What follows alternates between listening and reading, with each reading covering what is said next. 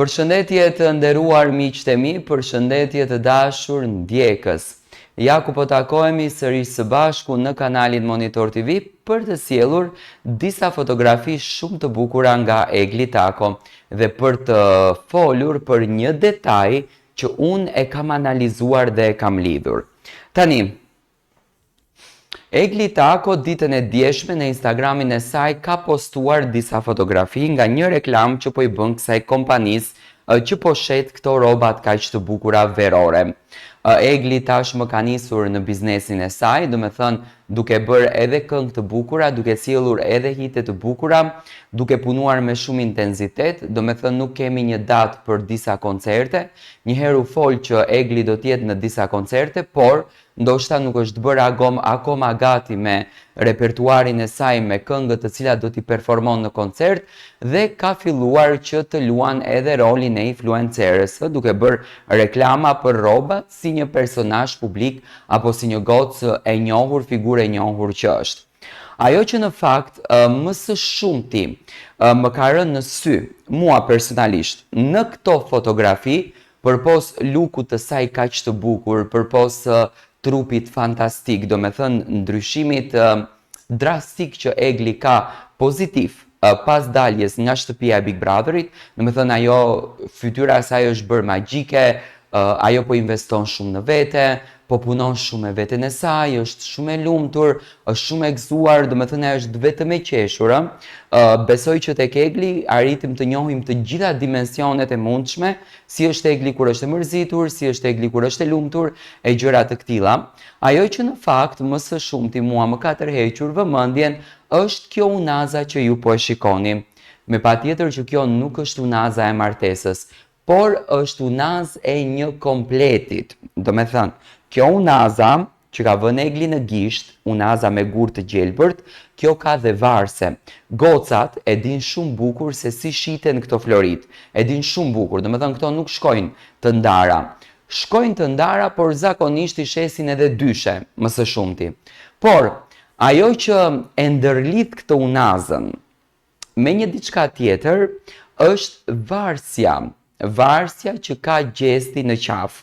Tani, shikoni këtë fotografinë që gjesti dje ka nxjerrur? Varsen me gurin e gjelbërt, gjesti e ka në qaf, do me thënë është varsja e kësaj unazës që Egli ka në dorë. Do me thënë ka qenë varsja e Eglit kjo, dhe gjesti ja ka marrë, sepse nuk mundet të jetë e njëjta varse, është e njëjta varse identik.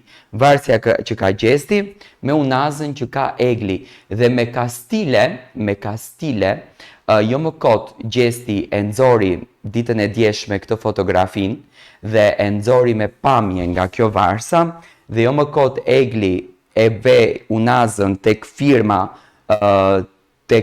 e robave që ka, domethënë në këtë pjesën këtu, që vetëm publiku t'i kapën këto detajet e vogla edhe ta analizon marrëdhënien e tyre, ta analizon afrimitetin e tyre. Tani, unë e kam thënë edhe më herët, po e them edhe tani. Forma e marketingut të marrëdhënies së tyre mes gjestit edhe mes Eglit është kjo. Këto kanë përzgjedhur këtë mënyrë të marketingut. Do me thënë, duke i kapur detajet e vogla dhe duke e përfol këtë gjën si gjën e madhe. Dhe siç duket, këto kështu do të vazhdojnë edhe në ditët në vazhdim, do me thënë duke mos e nxjerr fare detajin e tyre. Varsja që ka gjesti në qaf edhe unaza që ka Egli në gisht janë identike të njëjtat janë. Unë uroj që tek firma që i kanë blerë, besoj që është firma Maluna për faktin sepse zakonisht protagonistët e Big Brotherit gjithmonë kanë blerë aty diçka interesante nga që i ka dhe me kështu gur diamantësh, kështu gjërash, por do me thënë besoj që njëherë do dele vërteta se ku është blerë ky komplet dhe që është ndarë në dysh. Do me thënë Egli ja ka dhënë gjestit këtë gjën, sepse ky është komplet vajzash, nuk është varse çunash, nuk ka për çuna varse të këtill, por thjesht gjesti duke e ditur natyrën e gjestit, duke e njohur tipin e gjestit, që do të thënë ka një lloj veshje interesante, mban ca ruza interesante, mban ca aksesor të çuditshëm, do të thënë nuk e ka problem të bën edhe kështu kombinime, sepse tek artistët këto lloj kombinime janë të pranueshme. Tani, ky detaj i vogël, besoj që dhe ju do t'ju bën kureshtar, që të filloni të ndiqni më shumë edhe të analizoni përtej saj që gjesti dhe egli me këto forma po luajnë me publikun në kuptimin e mirë të fjalës, në formën e marketingut. Është e vetmja gjë për gjestin dhe eglin për të bërë marketingun kjo gjëja. Tani, mendoni ju, analizoni ju, studioni ju dhe dua të marr mendimin tuaj.